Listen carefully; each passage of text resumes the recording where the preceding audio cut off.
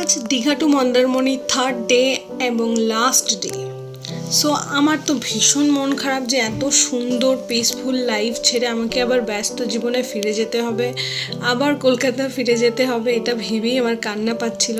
তো তোমরা আমার ফেসটা দেখে বুঝতে পেরেছো কি আমি কতটা পিসফুল লাইফ কাটিয়েছি। আমি ভীষণ আনন্দ করেছি, নিজেকে উপভোগ করেছি। আর এত সুন্দর ভিউ দেখে কি মন ভালো না রাখা যায় বলো?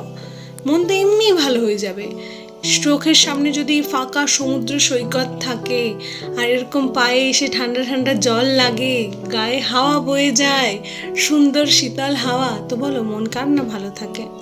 যদিও বা গরমের সময় গেছিলাম, তাও ওই সকালবেলাটা না একটা সুন্দর বাতাস বয়ে যাচ্ছিল, যেই বাতাসটা আমার সব দুঃখ কষ্ট ক্লান্তি বয়ে নিয়ে নিজের সাথে চলে গেছিল।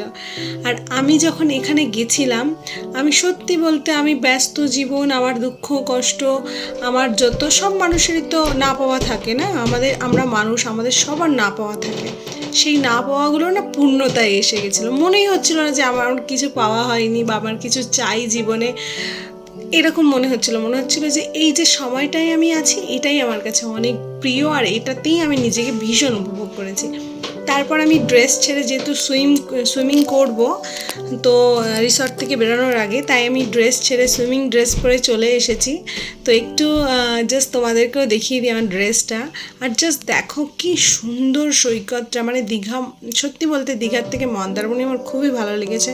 কারণ ফাঁকা ফাঁকা জায়গা, নিজেকে উপভোগ করা যায় আর আনন্দ করা যায়, খুবই ভালো লেগেছে। জাস্ট তোমরা দেখো, জাস্ট আমি বলবো সময় পেলে বাড়ির কাছাকাছির মধ্যে যারা কলকাতায় আছো মন্দারমণি ঘুরে আসো, নিজেদেরকে সময় দাও, সময় কাটাও, নিজের প্রিয় মানুষদের সাথে যাও।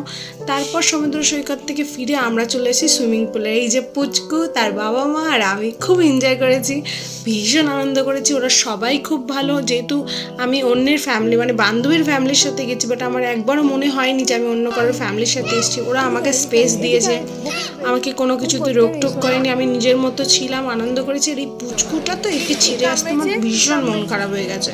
তো দেখা হচ্ছে তোমাদের সাথে নেক্সট ভিডিওতে। লাইক কমেন্ট সাবস্ক্রাইব করতে একদম ভুলো না।